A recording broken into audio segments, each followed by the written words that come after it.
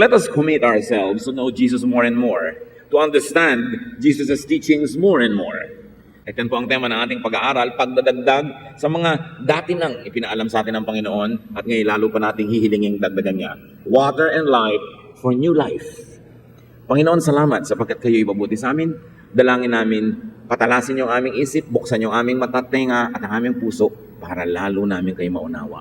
Lalo namin kayo madakila at mapasalamatan sa napakalalalim at magagandang katotohanan ng pananalig na inyo pong ipinaman at ibinigay sa amin. So commit ourselves to you. Nawa Panginoon, yung inyong karunungan, mabahaginan kami. Lead us, teach us, cleanse us, and empower us. In the name of Jesus, your Son, our Lord, our Savior, our Teacher, we pray with gratitude. Water and light for new life. Yan po ang napakaganda mga titles ng Panginoon na binigay niya mismo sa kanyang sarili, tubig at liwanag. John 7:37 to 39. Jesus stood up and shouted, "If you are thirsty, come to me and drink. Have faith in me and you will have life-giving water flowing from deep inside you, just as the scriptures say." Jesus was talking about the Holy Spirit who would be given to everyone that had faith in him. So here Jesus offers life-giving water, water that flows from within. It's not dependent on outside sources or a factor. It is self-sustaining and therefore it gives freedom. Jesus was talking about the gift, the ministry of the Holy Spirit to every believer. So the Holy Spirit quenches spiritual thirst. At wala nang pong pagkauhaw na hihigit pa sa pagkauhaw na spiritual. Kuminsan marami tayong pangangailangan, marami tayong requirement, marami tayong reklamo sa buhay. Ang totoo nun, kulang lang tayo sa spiritual drink. Because if people were spiritually filled, they will have contentment and happiness and joy from within them, inside of them, that will not need outside forces to give to them. The Holy Spirit gives renewable, sustainable inner life. Marami mga tao maiinit ang ulo, masusungit, mahirap kasama dahil lang hindi spiritually filled. Pag ang tao ay puno spiritually o napapainom ng tubig na nanggagaling sa espiritu, mapagpatawad, walang masyadong reklamo sa buhay, madaling sumaya, madaling mapayapa, at madaling makontento. Kaya ang Holy Spirit ang pinakamagandang pumuno sa atin, hindi pera na pupuno sa ating bulsa, mga bagay na pupuno sa ating mga bahay, hindi mga medalyang pupuno sa ating dingding, kundi Holy Spirit. The Holy Spirit is given to those who believe in Jesus and ask. So unang-una, mananalig sa Panginoon, tapos humingi ng Holy Spirit. Pag nananalangin tayo, madalas mga kapatid, parang shopping list. Give me this, give me that, I want this, I want that. Pero gaano kadalas humihingi tayo ng Holy Spirit? Yung Espiritu ng Diyos na namamahay, namumuhay, nakikiisa sa atin, sa loob mismo ng ating puso, sa ating pagkatao, sa ating kaluluwa. Na pagkakapisa natin at kasama ang Holy Spirit, madali tayong sumaya. Madaling tumahimik at pumayapa at hindi madaling guluhin. Having this spirituality is the hallmark and goal of true faith. Hindi nadadaan sa dami ng verses na alam, hindi nadadaan sa dami ng ministry na ginagawa, hindi nadadaan sa dami ng mga ambag at mga donasyon. Nalalaman ang tunay na nananalig kung siya ay may kapayapaan sa kalooban. May tunay na pagtitiwala sa Diyos, hindi madaling maligali. Kahit dumarating ang pinakamahihirap ng mga sitwasyon, nalalampasan ng may kalakipang pasalamat. Yun ang tunay na nagpapatotoong ikaw nga ay puspos ng Espiritu at nananalig sa Panginoon. Because the Holy Spirit brings contentment, peace, and joy. The Holy Spirit empowers and enlightens. Naliliwanagan tayo na nakikita natin kung alin ang tunay na mahalaga at hindi. Meron po mga tao na nilalagyan nila ng mga sticker, mga glow-in-the-dark stickers, ang mga bagay-bagay sa loob ng kanilang bahay. Halimbawa, maglalagay sila ng sticker na kulay pula, kulay asul, kulay dilaw, na kahit madilim ay umiilaw ito, para kung sakaling magkasunog, magkaroon ng tsunami, lumindol, magkaroon ng panganib na gumuho ang bahay, masunog o lumubog sa tubig, yung konting-konting kaya nilang dalhin, color-coded. Ang dadamputin lang nila yung mga pula. Napag-isipan na nila bago dumating yung emergency. Kasi pag may emergency, nakakalito na kung ano-ano na lang dadamputin mo. Pero dinidikitan na nila nito. Napag-isipan nila kung alin ang mahalaga. Dahil may liwanag yung sticker na yun, alam nila kung anong mahalaga. Ngayon yung kaliwanagan na ibinibigay ng Espiritu, para rin tayo nakakapaglagay ng sticker sa bagay-bagay. Ano bang mahalaga? Ano bang mahalaga? Oras ko sa pamilya o ang overtime na dumami ang aking sweldo? Ano ba ang mahalaga? Makapagpagawa ako ng malaking bahay at magkaroon ng mga bagay-bagay, pero ang tagal-tagal naman ay magkakahiwalay na mag-asawa at mag-anak. Ano bang mahalaga sa akin? Yung mapasaya ko ang aking partner sa buhay o manalo ako sa argumento? Dapat may sticker lahat yan. Alin ang tunay na mahalaga? At yung liwanag na nagmumula sa Espiritu ang nagbibigay sa atin ng tunay na mahalaga. Ano bang mahalaga? Malamangan ko ang aking kapwa o mapasaya ko siya? Ano bang mahalaga? Matakot siya sa akin o mahalin niya ako? Ano ba ang tunay na importante sa buhay? At yung Espiritu na nasa ating puso ang nagbibigay ng kaliwanagan para huwag tayong mabaliw, huwag tayong malito, at huwag tayong madaya ng sanlibutan na maglagay ng very important stickers sa mga bagay na hindi naman talaga mahalaga. John 7:40-44. When the crowd heard Jesus say this, some of them said, "He must be the prophet." Others said, "He is the Messiah." Others even said, "Can the Messiah come from Galilee?" The scriptures say that the Messiah will come from the family of King David. Doesn't this mean that he will be born in David's hometown of Bethlehem? The people started taking sides against each other because of Jesus. Some of them wanted to arrest him, but no one laid a hand on him. Parang ngayon din, nagtatalo-talo ang mga tao tungkol sa kanilang mga mumunting, mga butil-butil na mga paniniwala tungkol kay Jesus at sa pag-i-interpret nila kay Jesus. So some people sense the spiritual message and power of Jesus, but they began to argue. Many miss the point because they get embroiled in religious issues. Kahit sa atin ngayon mga kapatid, kahit ilang taon ka maging mananampalataya at sumasamba, umaattend ng mga Bible study, you can also miss the point.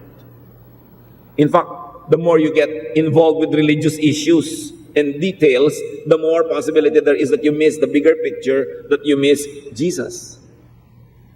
Kaya ang mahalaga, lagi ka nagpo-focus, sino si Jesus? Ano ba ang turo niya? Ano ang mahalaga? The reading and application of Scripture could really be divisive. Tulad ng nakita natin. Nakikinig sila kay Jesus, ang nauwian ay pag-aaway at pagtatalo, imbes pagkakaisa.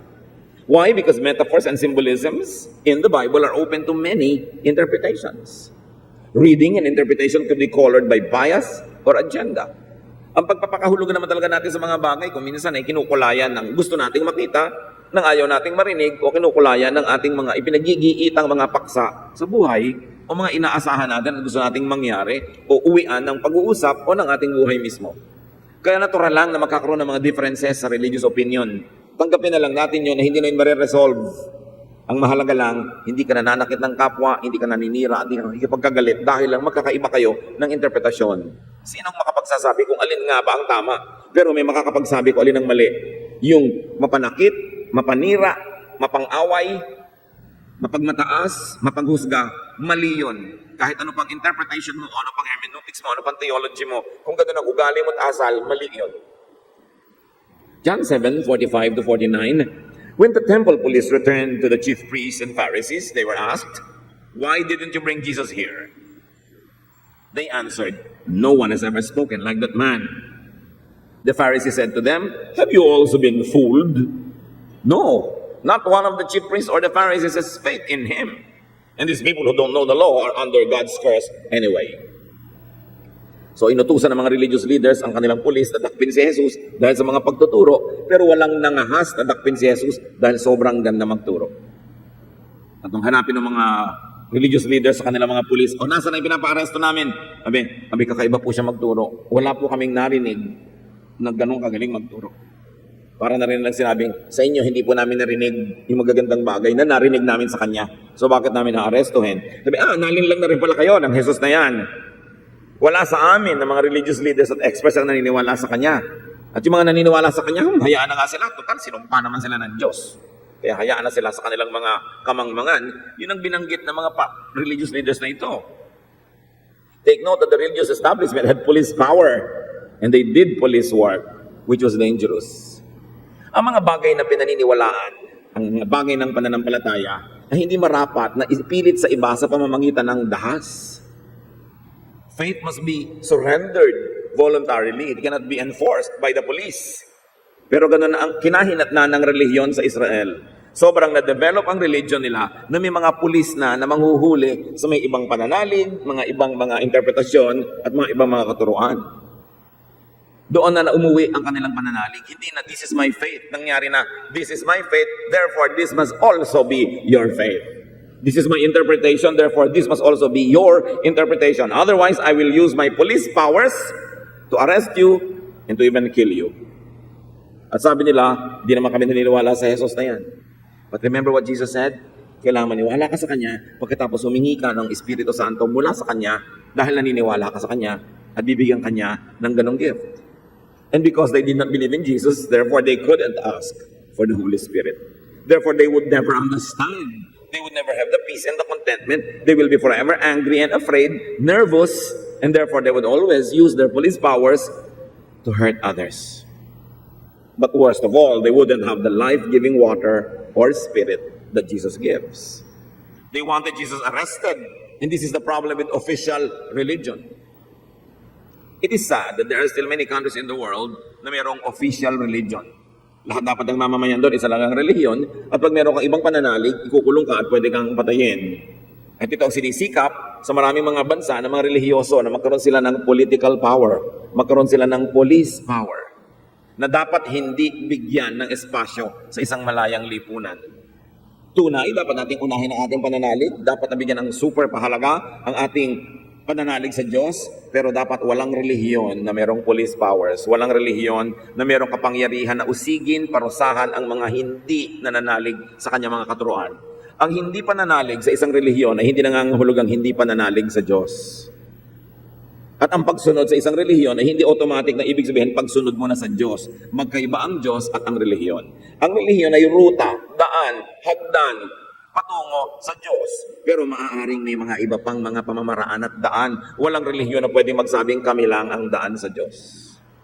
Sino mang nagsasabi niyan ay dapat unang-unay pagdudahan. Kasi sinolo na nila ang pagpunta sa Diyos at ikinagagalak pa nila lahat na mapapahamak na hindi sasali sa kanila. Nagiging mayabang patuloy sila at proud. Lahat tayo ay nagsisikap, pero tayo mga tao lang, sino ang tunay na nakakatiyak na siya nga ang tama.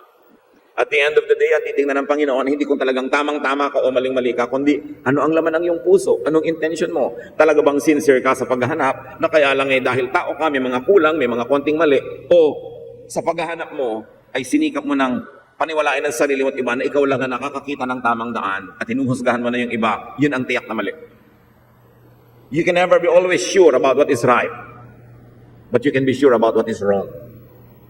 That which is destructive, that which is unkind, that which puts you above other people, that makes you judgmental and self-righteous, that is always wrong, no matter what your religion is. Kaya madaling malaman ang mali. Yung maghanap sa tama, talagang malaking challenge para sa ating lahat. At dapat hindi ka nakakarating sa punto ang yabang-yabang mong akala mo, tama ka na nga. Doubt anybody who says, I know the truth, and only I know it. The religious power brokers missed the point during Jesus' time, and it also happens even now. Why? Because they are focused on maintaining the system. Sino man ang gagawin niyang Diyos-Diyosan, yung kanilang relihiyon, yung kanilang sistema, yung kanilang method, yung kanilang paraan, maaaring mabulag sa katotohanan dahil binulag na siya ng kanyang pangunguna at kagustuhang mangibabaw ang kanyang pamamaraan. The deep message of Jesus was revolutionary. The religious people of his time were traditional. Surely they were on collision course. Conflict was bound to happen soon. New ang message ng Panginoon. New ang kanyang method. New ang kanyang style. And people who were sticking to the old ways, old systems. Siyempre, magbabanggaan yon. John 8:2-5. At ang kwentong ito ay gasgas na sa ating mga kwento, pero hanapan muli natin ang panibagong mensahe. Then early the next morning, he went to the temple. The people came to him and he sat down and started teaching them. The Pharisees and the teachers of the law of Moses brought in a woman who had been caught in bed with a man who wasn't her husband. They made her stand in the middle of the crowd. Then they said, Teacher, this woman was caught sleeping with a man who isn't her husband. The law of Moses teaches that a woman like this should be stoned to death. What do you say? Ito na naman yung ilang beses na nating pinag-aaralang babaeng nahuli na nagkakaroon ng relasyon sa isang lalaking di niya asawa. So, because the temple had police powers, therefore they arrested the woman. Imagine what was done in private is now being made public. And there was a one-sided trial. Only the woman was arrested, not the man. What was on trial here and who was on trial? First of all, the woman, but she was the least on trial. Akala natin siya ang tunay na nasa sakdal, pero hindi. On trial was Jesus and his teachings on the life-giving spirit. Kaya dinala kay Jesus para si Jesus ang litisin at subukan kung anong sasabihin niya at hinahanapan nila ng mali. Pero ang tunay na nasa sakdal dito, as far as the eyes of heaven are concerned, it was the religious establishment that was on trial. Anong uri ng doktrina? Anong uri ng hermeneutics or interpretation ang magpapatigas sa puso ng lahat na ang isang babaeng gumagawa ng isang bagay sa kanyang silid, isang bagay na siguradong hindi naman niya ipinagmamalaki at pinagmamapuri, isang bagay na gusto niyang ilihim, maaaring isang bagay na hindi naman niya gustong gawin pero napipilitan siyang gawin. She could have been a prostitute. She could have been a very demented and tormented woman who is now finding either livelihood or comfort by selling her body. This is not something that a woman will be proud of. It is something that you do in hiding, in secret, to preserve little remnants of your personal dignity.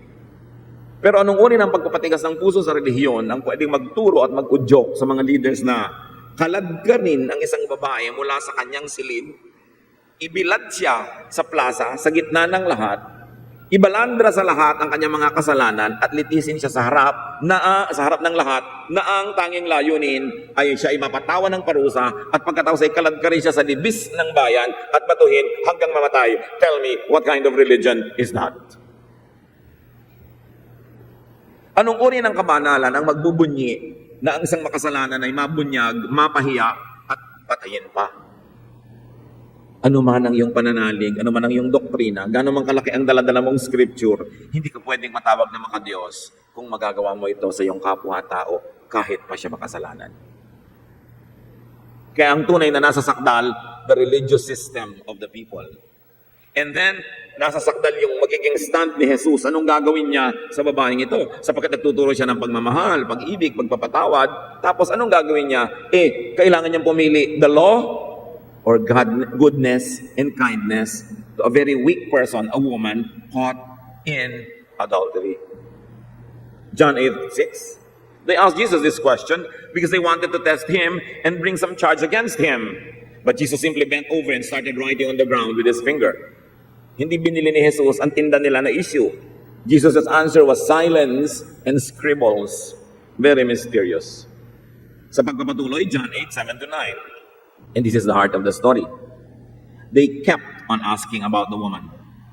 Finally, he stood up and said, "If any one of you have never sinned, then go ahead and throw the first stone at her." Once again, he bent over and began writing on the ground. The people left one by one, beginning with the oldest. So Jesus did not directly challenge the law. The law said this kind of woman must be stoned to death. And if Jesus thought that the law was really godly and from God, he would have implemented it. But he did not. But he did not directly go against the law. Instead, he gave the full decision, the discretion to the people. Sabi, sige, ang walang kasalanan, mauna nang bumato. At isa-isa, binitawan ng mga tao ang hawak nilang bato. At isa-isa silang nag-uwian sa buhay. Sa buhay na dati nilang kilala, pero ngayon, maiiba na sila. Because Jesus laid down another law. Hindi napapansin natin that Jesus laid down another law here. Ang nakuukit lang sa atin, 10 commandments, but here is a new law that Jesus laid down, His spiritual law, on who is qualified to accuse and judge a sinner. No other than the sinless. So ang bagong batas, yun lang sinless ang pwedeng mag-judge. Paano natin i-apply sa buhay natin ito? Pag may nabalitaan tayong, hoy, si sister pala, may kalon niya. Meron pala siyang ganito at ganon. Sinless ka ba? Meron akong sinless. Shut up. Makasalanan pala si ganon. Ipulpito natin, i-bulletin board natin. Wala ka bang kasalanan? Meron. Shut up. Ito napaka-importanteng law na ito, hindi na i-emphasize. Why? Because even the church system now, churches and congregations named after Jesus continue to be like the Pharisees. They continue to drag sinners into public squares. They continue to expose people. Even their sins are private and they want blood. Nothing changed. Para namang hindi nag-exist si Jesus at parang hindi nagturo. In effect, with this action, Jesus invalidated the existing system of his time. Then the people understood They judged themselves. That's why they disappeared from the court. Isa-isang nawala sila doon sa hukuman dahil sabi ni Jesus, before you judge another person, judge yourself. And if you think and find yourself to be sinless, then go ahead and judge another person. Walang nangahas kasi lahat naman alam nila na makasalanan din sila. So silang nag-judge sa sarili. So according to Jesus, this is the new law. Only the sinless could judge sinners. Pakiulit nyo sa katabi nyo ang buong sentence. Go. Tatandaan nyo yan, ha? Kaya pag may mga gusto mag-judge, sister, sinless ka ba? Shut up, bigla yan. Diba? Ikaw may gusto kang i-judge. Sinless ba ako? Only the sinless could judge sinners. Therefore, who could judge? Only God. Hindi pwede mag-judge ang iba. Ang church, shelter. Ang church, refuge. Hospital, hindi hukuman. So stop judging one another. Hanggang tayo, nanguhusga pa ng kapwa, wala ka pang totoong Pasko. Wala ka pang totoong New Life, at wala ka pang totoong New Year. Because Jesus laid a very important law, and the church doesn't even want to pay attention to it. Only the sinless can judge. John 8, 9-11. Finally, Jesus and the woman were there alone. Jesus stood up and asked her, where is everyone? Isn't there anyone left to accuse you? No, sir, the woman answered. Then Jesus told her, I am not going to accuse you either. You may go now, but don't sin anymore. Si Jesus na walang kasalanan na pwede mag-judge, hindi rin nag-judge. And by doing that, tinanggalan niya tayo lahat ng ni katiting na karapatan na mag-judge ng iba. If only the sinless could judge, and Jesus the sinless did not even judge, who are we to judge one another? It's the most dramatic one-on-one. Jesus asked, did anyone qualify to be your judge? And Jesus declared, I'm not going to accuse you either, although I am qualified. And by that one single action, Jesus disqualified everyone else from judging. John 3:17, God did not send His Son into the world to condemn its people. He sent Him to save them. And this story of this woman is a great metaphor. The religious system wanted to condemn the woman. Jesus saved her.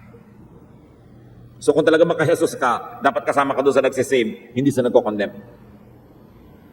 Ikaw yung nagtatakip sa kahubaran ng kapwa. Hindi ikaw yung nagtatanggal ng kaunting natitira nilang damit para lubos mo silang ibunyag at ihayag at ipahiya. If you really have Jesus in your heart, you will do what Jesus did. You will not judge. The Jesus ministry is teach so people will have faith in Him to the point of asking for the Holy Spirit, the living water. Mga kapatid, lagi nating isama sa ating panalangin, give us more of the Holy Spirit. Mas makaunawa kami, mas lumiwanag ang aming isip, mas makita namin ang katotohanan. The Jesus ministry is not to judge. Why will it be the business of the church to judge? Para litisin ang isang board of elders, ang isang makasalanan. Sino sila? Para manglitis. Wala ba silang kasalanan? Sino ka para ipaakitin sa entablado ang isang nagkasala at ibunyag sa lahat ng kasalanan niya at ipahiya siya? This is very un-Jesus. This is very Pharisaic. The Jesus ministry is to admonish people to stop sinning for their own sake. Hindi sinabi ni Jesus sa babaeng, tumigil ka na magkasala para masyahan yung mga tao. Sa niya, tigilan mo na yan. Para ano talagang kahulugan? Hanapin mo yung tunay na ikaw, yung tunay na kahulugan ng buhay. Yung igalang mo sa sarili mo. Huwag kang gumawa ng ganyang mga bagay para sa sarili mong kapakanan. Hindi para palabas sa mga tao, kundi para sa kalooban mo mismo, tahimik ka. It's not for legalism, not for show, not for outward reasons. The Jesus ministry is to correct religious error and to cut religious abuse, which exactly was what He did. Yung iba ng mga relihiyoso ngayon, gusto pa mas magkaroon sila ng kapangyarihan para mas makapang-abuse pa. Tinatakot nila ang mga tao sa lipunan na sila dapat ang masunod, yung gusto nilang masunod, idikta ang mga doktrina nila sa buong bayan. This is ungodly. It's evil. To impose your beliefs on others. Pwede kang magturo, pananiwala sila, sumunod din sila. Pero para pilitin mo sila, takutin mo sila, to coerce people into doing the line and obeying your religious whims, it is not of Jesus. John 8:12. Once again, Jesus spoke to the people. This time He said, I am the light of the world. Follow me and you won't be walking in the dark. You will have the light that gives life. Sino ba sinusunod ng mga tao nung araw? Yung religious establishment? Sabi ni Lord, follow me so you will not walk in the dark. Ibig sabihin, people who were following this religious system were walking in the dark. And they are so darkened in their minds that they think that they are the truth, that they have the truth and that they are the light of the world. When Jesus says, in fact, you are in darkness. You must be liberated. In context, what the living water and light is about is self-judgment. Kung tunay na pinananahanan ka ng Espiritong Banal at may bumubukal na buhay na tubig sa iyong puso, ang unang mo laging ginagawa, self-judgment, not judgment of others. Conscious ka sa iyong mga kasalanan at mga pagkukulang, lagi kang gustong magpatuwid sa Panginoon, magbayad ng utang, ituwid ang mali, at tigilan ng paggawa ng masama. Hindi yung kapwa mong binabantayan mo at kung gusto mo siyang pigilin, dapat ang sarili natin. The Holy Spirit is about non-accusation, non-judgment of others. And as Jesus defined it, walking in dark is self-righteousness. Judgmentalism. Cruelty to the other. Yung hindi ikaw, yung hindi mo ka-church, yung hindi mo kamag-anak. Cruelty to the other. Cruelty to the non-conformist. At hindi ba madalas pinaparusahan natin yung hindi sumasang-ayon sa atin? Walking in the dark means religious imposition. You teach what you believe. You model it. You show it. You explain it to those who like to hear. But you don't impose it on people. They must have the freedom of choice. So who walks in the darkness by the standards of Jesus? The religious people of his time. And the religious people of many other times in history that are like those who were in Jesus' time. So John 8:13-15, the Pharisees objected. You are the only one speaking for yourself, and what you say isn't true. Jesus replied, even if I do speak for myself, what I say is true. You judge in the same way that everyone else does, but I don't judge anyone. Again, the religious raise a legal matter. They ignore the real message, and they pass judgment on Jesus again. And Jesus emphasizes, he doesn't judge anyone. John 8:21. Jesus also told them, I'm going away and you will look for me, but you cannot go where I'm going, and you will die with your sins unforgiven. Yun ang pinakamasaklap mangyari sa isang tao, mamatay na hindi napapatawad ang kasalanan. Kasi yung spirito niya, maraming dala, hindi makakapasok sa maliit na daan, hindi makakasunod kay Jesus tungo sa kaluwalhatian. But the religious leaders were clueless. Jesus was saying, inability to follow Jesus leads to death without being forgiven. Ano ang goal ng buhay? Mapatawad bago mamatay. Malinis ni Jesus bago husgahan ang langit. Ano ang ating goal?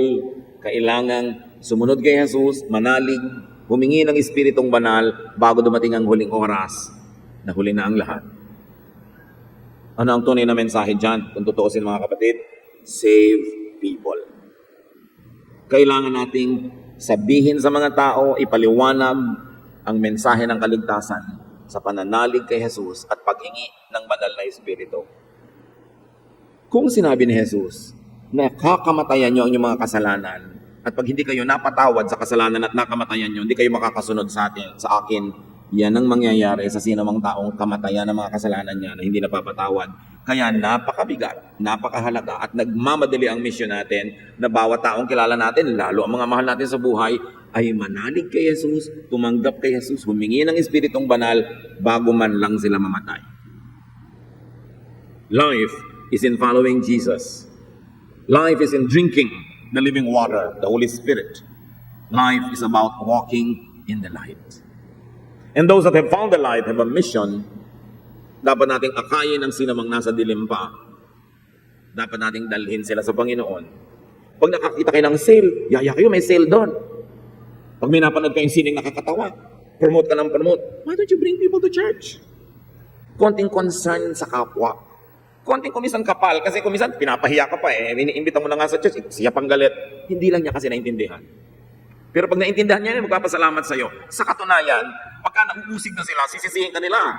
Ikaw, ligtas ka pala, hindi ka malang nagsabi, sinolo mo. Yun ang nakakahiya sa lahat. Kailangan huwag nating sayangin ang panahon. No?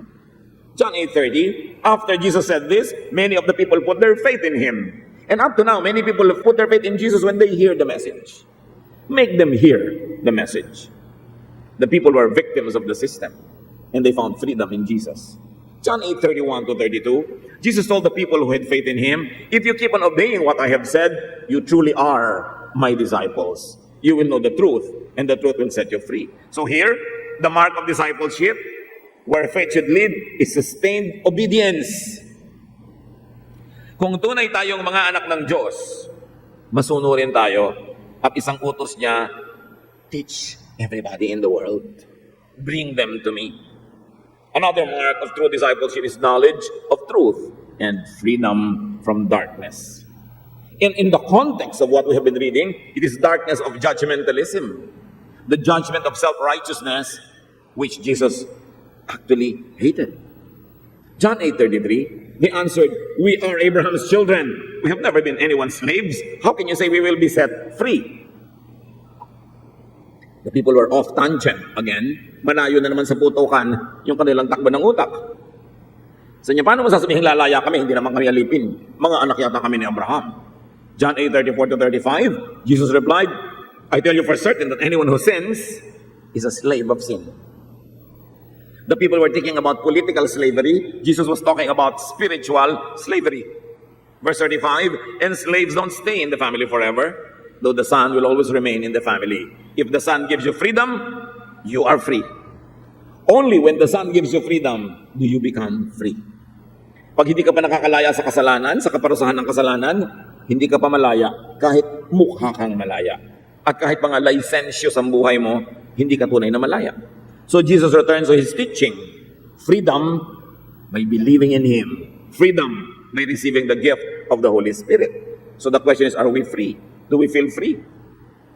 Do we let others feel free by bringing them to Jesus? John 8:39-41. The people said to Jesus, Abraham is our father. Jesus replied, if you were Abraham's children, you would do what Abraham did. Instead, you want to kill me for telling you the truth that God gave to me. Abraham never did anything like that, but you are doing exactly what your father does. So Jesus clearly says, mga Israelites kayo, but Abraham is not your father. Kung anak kayo ni Abraham, ang gagawin nyo yung ginawa ni Abraham. Pero hindi, ang ginagawa nyo kabaligtaran. Gusto nyo akong patayin, gusto nyo akong usigin dahil tinuturoan ko kayo ng tama. Tapos pupurihin nyo yung nagtuturo sa inyo ng mali. Hindi kayo anak ni Abraham. John 8:41-45, don't accuse us of having someone else as our father, they said. We have one father and He is God. O God naman bigla ang father nila. So Abraham and God. Jesus answered, if God were your father, you would love me, because I came from God and only from Him. He sent me. I did not come on my own. Why can't you understand what I'm talking about? Can't you stand to hear what I'm saying? Your father is the devil, and you do exactly what he wants. He has always been a murderer and a liar. There is nothing truthful about him. He speaks on his own, and everything he says is a lie. Not only is he a liar himself, but he is also the father of all lies. Everything I told you is true, and you still refuse to have faith in me. Sabi ni Lord, hindi kayo anak ni Abraham, at lalo hindi kayo anak ng Diyos. Anak kayo ng demonyo. Yan ang tunay niyong magulang. Sa inyong asal, sa inyong mga ginagawa, kahit kayo Israelite, kahit kayo nasa temple araw-araw, kahit kayo dasal ng dasal, kahit sunod-sunod kayo sa takot-takot na mga religious laws, hindi kayo anak ng Diyos. Ang sakit. Pero totoo. Gaano karami sa atin ang may relihiyon pero hindi anak ng Diyos? Tulad ng mga tao na yun. Gaano sa mga mahal natin sa buhay ang may relihiyon pero hindi anak ng Diyos? Kitang-kita mo, judgmental, self-righteous, hindi mabait, pinagbubunyi pa na mapahiya ang kapwa. Sabi ni Lord, anak kayo ng demonyo. Huwag niyong linlangin ang mga sarili ninyo. Dapat yung malaman ng totoo para mabago nyo ang katotohanan na yan dahil mahirap na kamatayan nyo pa. Jesus clarifies the source of such religious self-righteousness and self-promotion. Such judgmentalism and bigotry and intolerance, religious cruelty and violence. The source of that is the devil. Huwag niyo kakalimutan yung babaeng caught in adultery. Siya yung fulcrum ng story. Siya ang pinanggalingan ng lahat ng lesson na to. Hindi ito hiwa-hiwalay. Umiinog dun sa katotohanan na yon ang buong usapin. Sino ang anak ng demonyo? Yung nagja-judge ng kapwa. Yung gustong ipahiya, sakta ng kapwa. Sabi, huwag niyong sabihin, anak kayo ni Abraham at anak kayo ng Diyos. Hindi yan totoo. Kitang-kita sa inyong asal. In spite of your religion. Mga kapatid, huwag tayong mga papalinlang na kung member ka na ng isang church, member ka na isang religion, anak ka na nga ng Diyos, hindi na dadaan sa membership yan. Yan ay personal relationship with God. Jesus effectively says that the devil is the father of the errors of the religious establishment. Can you imagine that? That the religious are wrong in thinking of themselves as children of God, as children of Abraham. Jesus effectively says that the devil is the source of such religious error. Great errors would come from the religious establishment. Horrible errors could come from misguided religion. Mas pag-ingatan ng relihiyon kaysa secularism. Mas maraming nabubulid sa impyerno dahil sa mali at maluktot na pananalig kaysa sa walang pinananaligan. Mas masama ang ginagawa ng mga taong relihiyoso kung sa palagay nila, ikinatutuwa ng Diyos yung ginagawa nila. Nawawalan sila ng konsyensya, nawawalan ng habag sa kapwa. Dapat nating siyasatin ang ganitong mga bagay. Jesus did not condemn the usual sinners of His time, not even the woman caught in adultery, but He rebuked the self-righteous and the judgmental religious people. So let's follow Jesus in His example. Jesus taught and inspired people into self-appraisal and self-judgment. Let us follow Jesus in this area. Laging sarili ang sinusukat, sarili lang ang hinuhusgahan para maituwid. Jesus condemned the religious hypocrisy and cruelty and labeled such as the work of the devil.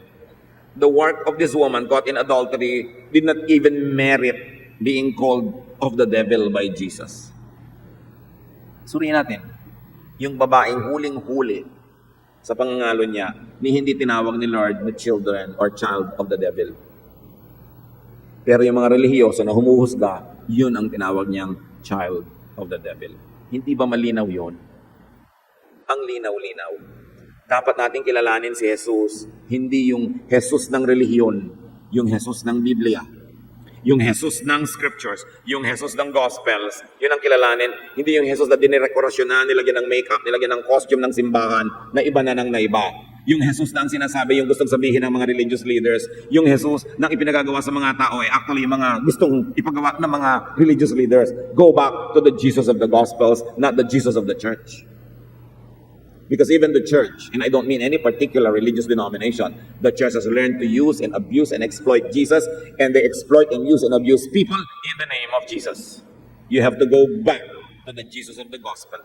You've got to bring Christ back to Christianity dahil ligaw na rin kahit Christianity. Dapat balikan si Jesus na itinuro talaga ng Biblia. How are believers to deal with the sin of others? Sabi ni Jesus, do not accuse, do not judge, do not punish. It's for God to do it. Now apply this to personal and moral sin, not to social sin. Halimbawa, yung sin mo, treasurer ka ng gobyerno, nagkamali ka, aba dapat ka managot publicly. Kasi hindi naman private sin yung sin mo eh. Public yun. It's a sin against all of us, against the money of all of us. It's against the trust of every voter or everybody who trusted the elected official who appointed his official. Public sin yun. Therefore, public official ka, accountable ka talaga, dapat mag-declare ng iyong assets and liabilities. Public official ka, accountable ka talaga to the Commission on Audit. Pero yung ginagawa mo sa katawan mo, sa loob ng kwarto mo, is your personal business and it's no one's business. It's private. Hindi ka answerable sa aming lahat sa ginagawa mo personally. Pero answerable ka kung may paluwagan, naghulog kaming lahat, tapos ikaw na yung magbabayad sa amin na wala ka. Answerable ka doon. Kasi public sin yun. How are believers to deal with their own sins and sinfulness? Measure and judge yourself, not others. This qualifies you to have new life in Jesus. Hindi lang new eternal life. Kailangan din natin baguhin ang ating lifestyle. New lifestyle, new ways of thinking. How do we think of people? How do we think about people? It's what we think of people inside our minds that counts, because that is where God dwells, in our hearts, in our minds. We've got to have the Jesus water and light. More of Jesus, less of religious garbage.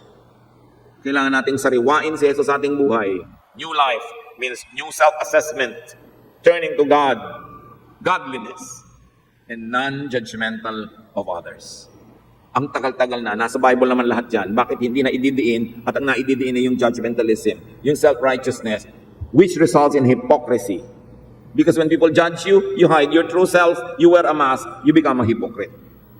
We should encourage each other to be free, so we can encourage each other to be healed. But how can you be healed when you hide your disease? And why will you not hide if you're going to be judged just because you have a disease? Importante, sa panibago ng commitment natin sa Panginoon, dagdagan pa natin ang bagong pagkaunawa kung anong ibig sabihin ng manalig at sumunod kay Jesus. Diyos namin sa langit, dagdagan mo pong karunungan namin para hindi lang yung usual ang lagi naming maipamuhay, kundi yung mga totoo, natago sa maraming panahon, ang sariwain namin at gawing totoo sa aming buhay. Teach us to rediscover your Son, Jesus, through the Gospels. Teach us to know your Son through His teachings, not through what people say about Him, but what He said Himself. Ituro mo sa amin, Lord, manumbalik sa iyong anak na si Jesus. Magbulay-bulayan natin ang mga salitang ito at suriin natin ang ating mga sarili. Huwag na tayong magdala ng dati natin mga gawi, lalong-lalo yung judgmentalism, self-righteousness.